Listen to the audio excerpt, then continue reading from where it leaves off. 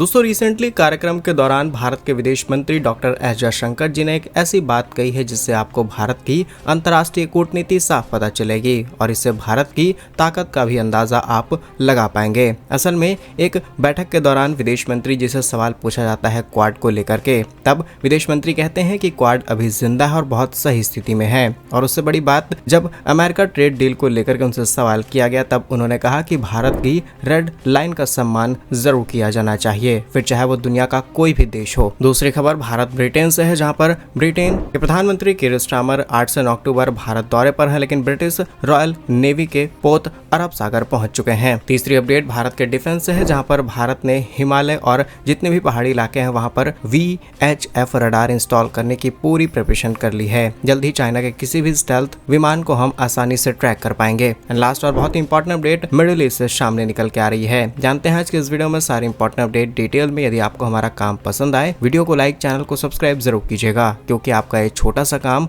आप तक ये जरूरी खबरें लाने में हमारी बड़ी मदद करता है। अब ये बात तो आप जानते होंगे कि अमेरिका ने भारत पर 50% टैरिफ लगा दिया है। इसी के साथ भारत पर कई तरीके की कंडीशंस लगाई जा रही हैं। करीब 2 से 3 बार भारत की ऑफिशियल लेवल पर बातचीत हो चुकी है अमेरिका की कॉमर्स मिनिस्ट्री से कि आखिर इस टैरिफ की समस्या को कैसे सॉल्व किया जाए, लेकिन कई ऐसी अटकलें सामने आ जाती हैं जिससे ना हम सहमति बना पाते हैं और कई बार हमारी ऐसी दिक्कतें हैं जिससे अमेरिका सहमति नहीं बना पाता। लेकिन यह कशमकश अभी भी जारी है और आगे चल के शायद यहाँ पर कोई नया समाधान निकाला जा सके।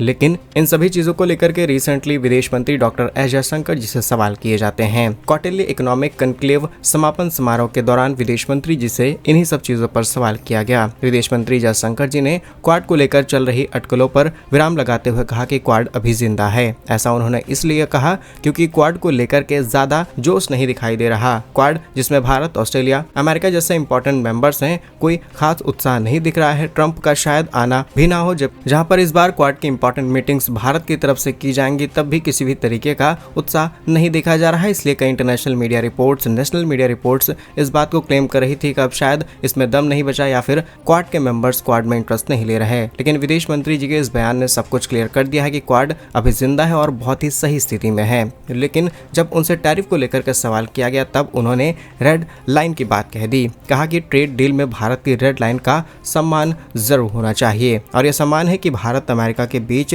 एग्रीकल्चर प्रोडक्ट को लेकर के भी कई दिक्कतें हैं। अमेरिका अपना पूरा एग्रीकल्चर, अपनी पूरी डेयरी इंडस्ट्री भारत के अंदर लाना चाहता है, लेकिन अगर भारत अमेरिका को खुले हाथों की छूट दे देगा, उस पर टैरिफ नहीं लगाएगा, तो भारत की लार्ज पॉपुलेशन जो कि एग्रीकल्चर पर डिपेंडेंट है वो पूरी तरीके से तबाह हो जाएगी और भारत अपने नेशनल इंटरेस्ट को सबसे पहले प्रायोरिटी देगा। यहाँ पर हम एग्जाम्पल ले अमेरिका का, तब भी अमेरिका अपने आप को ज्यादा प्रायोरिटाइज करेगा और भारत ने भी सेम काम किया है। सो ओवरऑल बात यह है कि भारत ने क्राइटेरिया सेट कर दिया है कि अगर ये कंडीशंस भारत की मानी जाती हैं तभी भारत बात आगे बढ़ाएगा, नहीं तो जैसे चल रहा है वैसे चलने दिया जाएगा। नेक्स्ट इंपॉर्टेंट अपडेट भारत और ब्रिटेन से सामने निकल के आ रही है, जहां पर इंग्लैंड के प्रधानमंत्री कीर स्टारमर की भारत यात्रा से पहले रॉयल ब्रिटिश नेवी का aircraft carrier HMS Prince Wales अरब सागर पहुंच चुका है। रविवार यानी 5 अक्टूबर से वेल्स भारतीय नौसेना के साथ मिलकर के एक इंपॉर्टेंट एक्सरसाइज शुरू कर चुका है और ये एक्सरसाइज इसलिए खास बन जाती है क्योंकि अलग अलग चीजों की ट्रेनिंग दोनों देश साझा करते हैं। यह नौसेना अभ्यास भारत के पश्चिमी तट और अरब सागर सहित दक्षिण एशिया, हिंद प्रशांत क्षेत्र में होने वाला एक बड़ा मैरीटाइम आयोजन है। इस आयोजन के दौरान भारतीय नौसेना का स्वदेशी विमान वाहक युद्धपोत INS विक्रांत और ब्रिटिश नौसेना का विमान वाहक पोत HMS Prince of Wales participate कर रहा है, लेकिन यहाँ पर अन्य देश जैसे नॉर्वे और जापान के भी जहाजों ने पार्टिसिपेट किया है। इस रिपोर्ट की डिटेल्स आपको बताएं तो इसका टाइम ड्यूरेशन 5 अक्टूबर से लेकर के 12 अक्टूबर 2025 तक रहेगा। इसमें 2 फेजेज हैं। पहले फेज में पोर्ट पुलावा नेवल रिलेशन बातचीत शामिल होगी, जबकि दूसरे फेज में समुद्र में आने वाली जितनी भी कॉम्प्लेक्सिटी हैं उनको किस तरीके से फेस किया जाए वो पार्टिसिपेट किया जाएगा। पॉइंट नंबर 2, यहाँ पर ट्रेनिंग होगी strike group, anti air, anti surface और एंटी सबमरीन ड्रिल सहित फ्लाइंग ऑपरेशंस आयोजित किए जाएंगे। दोनों देशों की नौसेनाओं के एयरक्राफ्ट कैरियर, डिस्ट्रॉयर, फ्रिगेट, पनडुब्बी और फाइटर जेट इस ड्रिल में हिस्सा लेंगे। वहीं इंग्लैंड के प्रधानमंत्री कीर स्टारमर 8 से 9 अक्टूबर भारत दौरे पर आ रहे हैं। इस दौरान कीर स्टारमर प्रधानमंत्री नरेंद्र मोदी से मुलाकात करेंगे और भारत इंग्लैंड के बीच में कई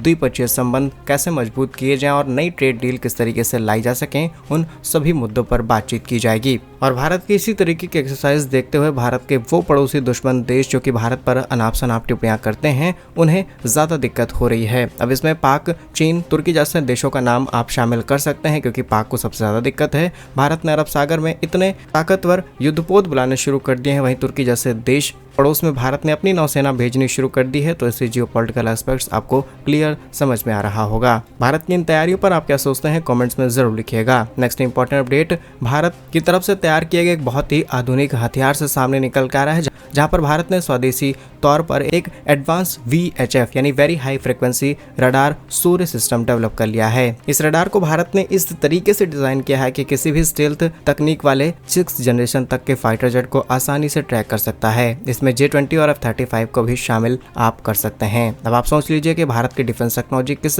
लेवल पर जा चुकी है। बस हम फंड्स और फोकस इंजीनियर्स पर थोड़ा सा ध्यान और दे दे तो हम दूर नहीं है कि हम अपने स्वदेशी इंजन को तैयार करते हुए अपने डिफेंस को और ज्यादा मजबूत कर पाएंगे। फिलहाल इस रिपोर्ट के इंपॉर्टेंट फैक्ट्स आपको बताएं तो सूर्या रडार की रेंज की बात की जाए तो इसकी रेंज लगभग 500 किलोमीटर की है। रडार सिस्टम 500 किलोमीटर की दूरी से आने वाले किसी भी हवाई लक्ष्य को आसानी से पता कर सकता है, जो कि ट्रेडिशनल रडार्स की तुलना में बहुत ज्यादा है। कवरेज की बात की जाए तो ये अपने 360 डायरेक्शन में काम करता है, यानी कि चारों दिशाओं से ये निगरानी रख सकता है और आने वाले किसी भी हवाई हमले को तुरंत भांप कर अपना काम करता है। फ्रीक्वेंसी की बात की जाए तो वेरी हाई फ्रीक्वेंसी यानी 30 से 300 मेगाहर्ट्ज पर यह ऑपरेट होता है, जिसकी वजह से स्टेल्थ विमान जिनमें रडार सोखने वाली तकनीक भी लगी होती है, उनका भी छुप पाना मुश्किल है। डिटेक्शन की बात की जाए तो स्टेल्थ विमानों में इस्तेमाल होने वाला रडार ऑब्जर्विंग मटेरियल जिसे रैम कहा जाता है, उसे खास डिजाइन वाले तरंगों को यह रडार अपने अलग अलग फ्रिक्वेंसीज का इस्तेमाल करते हुए आसानी से पकड़ सकता है और उनकी आने वाली फ्रिक्वेंसीज को बेअसर कर सकता है। सूर्य रडार को भारत का S-400 आकाश और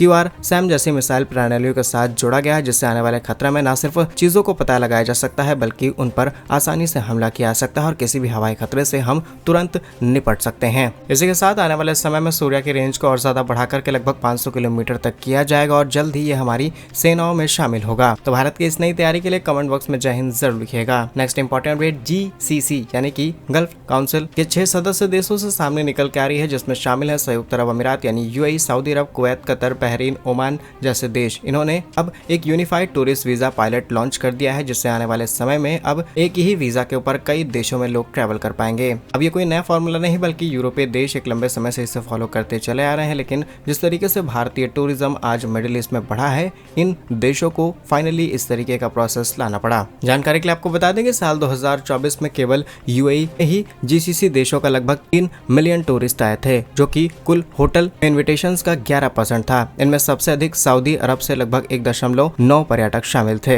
अब इस तरीके की ज्वाइंट पार्टनरशिप से फायदा ये होगा कि ज्यादा खर्च नहीं करना पड़ेगा, सभी देश अपना टूरिज्म प्रमोट कर पाएंगे अपने अपने स्केल पर और सभी को फायदा होगा। ऐसे एक देश का वीजा लेने में आपको कई दिक्कतें फेस करनी पड़ती थी, लेकिन अब ये सारे प्रोसेस को सरल किया जा रहा है। इससे सीखने को ये मिलता है कि भारत के अंदर इतनी डाइवर्सिटी है, इसके बावजूद भी भारत की टूरिज्म इंडस्ट्री आज बहुत ज्यादा अच्छी नहीं है। सरकार को इस पर ध्यान देने की जरूरत है। आपके हिसाब से यहाँ पर कौन से मॉडिफिकेशन किए जाएं जिससे हम अपनी टूरिज्म इंडस्ट्री को नेक्स्ट लेवल पर ले जा सकें। अपनी राय कमेंट्स बताएं और वीडियोस पाने के लिए वीडियो को लाइक, चैनल को सब्सक्राइब जरूर करें। वंदे मातरम, भारत माता की जय।